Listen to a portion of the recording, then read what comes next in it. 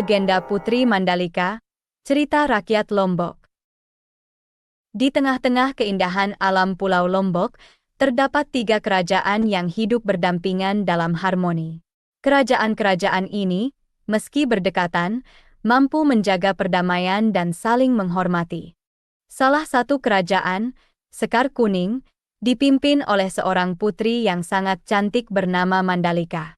Putri Mandalika bukan hanya cantik, tetapi juga bijaksana dan baik hati. Ia dikenal karena kepemimpinannya yang adil dan bijaksana, serta kepeduliannya yang mendalam terhadap rakyatnya. Kabar tentang kecantikan dan kebaikan hati Putri Mandalika menyebar luas, melampaui batas-batas kerajaan Sekar Kuning. Banyak pangeran dan raja dari kerajaan lain yang terpesona olehnya, termasuk Raja Johor dan Raja Bumbang. Mereka semua berlomba-lomba untuk meminang Putri Mandalika, berharap bisa mempersunting putri cantik dan bijaksana itu.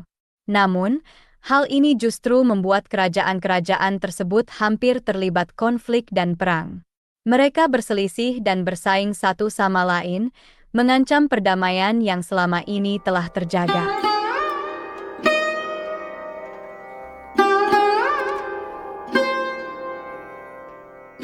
Namun, di tengah situasi yang semakin memanas, Putri Mandalika tetap tenang dan bijaksana. Ia sadar bahwa perang hanya akan membawa penderitaan bagi rakyatnya. Putri Mandalika, dengan kebijaksanaan dan keberanian yang luar biasa, memahami bahwa konflik dan perang yang akan terjadi antara kerajaan-kerajaan yang meminangnya akan merusak kerajaan dan rakyatnya. Ia sadar bahwa kebahagiaan rakyatnya jauh lebih penting daripada kebahagiaan pribadinya. Dengan berat hati, Putri Mandalika memutuskan untuk mengorbankan dirinya sendiri. Keputusan ini bukanlah keputusan yang mudah, tetapi ia tahu ini adalah satu-satunya cara untuk mencegah perang dan menjaga perdamaian. Keputusan ini menunjukkan sifat kepemimpinan dan pengorbanan yang tinggi dari Putri Mandalika.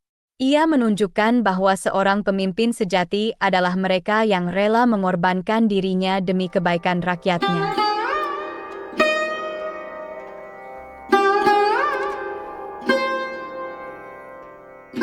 Pada hari yang ditentukan, di hadapan para pangeran dan raja yang meminangnya, Putri Mandalika melompat ke laut dan menghilang.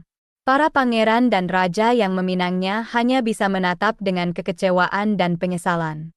Mereka menyadari betapa besar pengorbanan yang telah dilakukan oleh Putri Mandalika. Saat itu juga, sesuatu yang ajaib terjadi. Laut yang semula bergolak menjadi tenang, dan muncul banyak sekali cacing laut yang dikenal dengan sebutan nyale.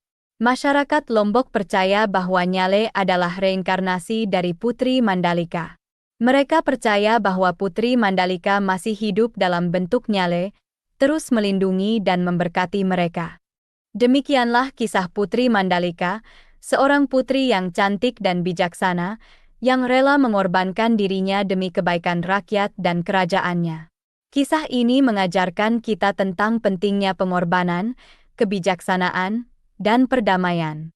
Putri Mandalika, dengan kecantikan dan kebaikan hatinya, telah menjadi simbol perdamaian dan pengorbanan di Pulau Lombok.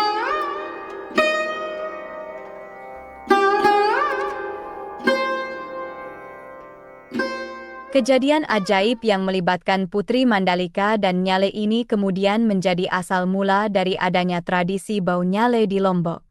Bau Nyale adalah sebuah perayaan tahunan yang diadakan oleh masyarakat Lombok untuk menghormati pengorbanan Putri Mandalika.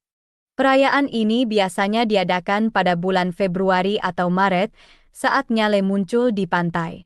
Masyarakat setempat berkumpul di pantai sebelum fajar, menunggu munculnya nyale. Mereka percaya bahwa semakin banyak nyale yang mereka temukan, semakin baik panen mereka pada tahun itu. Bau nyale bukan hanya menarik perhatian warga lokal, tetapi juga wisatawan dari berbagai penjuru. Mereka datang untuk menyaksikan dan ikut serta dalam perayaan ini, menambah keramaian dan kegembiraan. Perayaan ini juga diisi dengan berbagai acara, seperti lomba menangkap nyale, pertunjukan musik dan tari, serta berbagai lomba lainnya. Legenda Putri Mandalika menjadi warisan budaya yang tak ternilai bagi masyarakat Lombok. Kisah tentang pengorbanan dan kebijaksanaan Putri Mandalika telah menjadi bagian penting dari identitas dan warisan budaya mereka. Setiap tahun, melalui perayaan Bau Nyale, mereka mengenang dan merayakan kisah Putri Mandalika, menciptakan momen berharga yang menghubungkan mereka dengan sejarah dan budaya mereka. Demikianlah kisah Putri Mandalika dan tradisi Bau Nyale di Lombok, sebuah cerita tentang pengorbanan, kebijaksanaan, dan perdamaian yang terus hidup dalam memori dan budaya masyarakat Lombok. Segala kebenaran detailnya kita kembalikan kepada Allah, Tuhan Yang Maha Esa.